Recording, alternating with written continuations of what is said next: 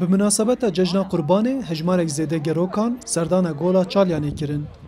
گل دناوا چیاین بلندا لسر سینور دناوبرا باجار وان و شنخ دایه. گولا چالیانی جدریای 3000 متران بلنده و در دوره و هر تیم که وین برفه هنه و بشیناهی آوا خو بالا گروکو چیاگران دکشه.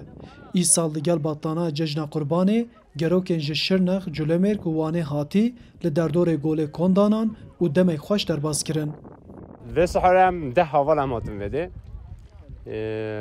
ام 7 ساعت هم هایی ربش که نخواهش بی. لذا چند سال به بحثت یان گفتم چی چالیان، ام چیم فراشین. هر بن یه بگوتونم چین در یه ایرو بی نقصیب. ام هاتی 7 ساعت هم رهاتی لپنش دقیقه وده مقابلی وقت عبابی. لالی که هین کسان لسر سهل گوشت براشت، لالی دن جی محمد بیلر با گهدار و تماشاوان دنگ امریکا سترانک گوت.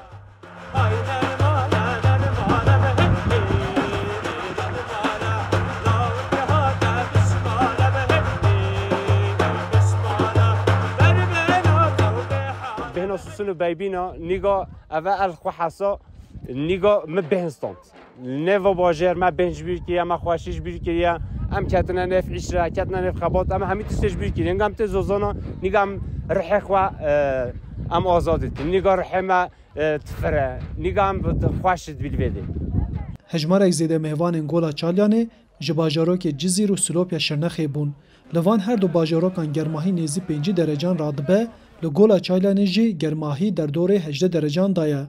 ev یک جبو کسین کجی گرماهی درهوه جهک خوش بو. ده گروه هشگو افتا روسیا جزیره هشگو آفریقا یعنی به بقامه ده گرما جزیره کده وده ام جمعی راستی وده گل خوشه افتا زوزانه جه بابو کلمه راستی گلک مایی بی دلمه ده اروژک به وده ببینم مقصد دل خوده خینم ایرو بی نصیب هم هاتی. هند جوانین کو جباجار جلومرگ هاتی سر گولا چالیانه به جلو برگن هرما خو خملاند بون. وان در رخ گوله کلامن دورا جلومرگ و گوتون و پیش راجی گوون گراندن. زوزان زوزان دگرلی دای کلی نمایی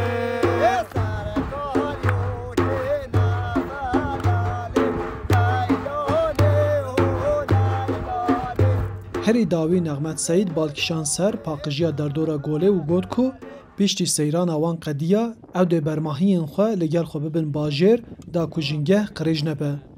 دوی ام تشت که نهیلی نه ضرر بدی حیوانی نه ضرر بدی درگه اما چوا ود استاندی هم بدی سوال هلیو چین. گولا چالیانه کو بجنگه خویا هیجا وان سالن داوی بالا گروکان دکشه سرخواه هر سال زیدتر راست علاقه ایتی. گروک حیا داویا بطلانه لدر دوره گوله دناوا کنان دا مان. عارف اصلان دنگ امریکا شرنخ.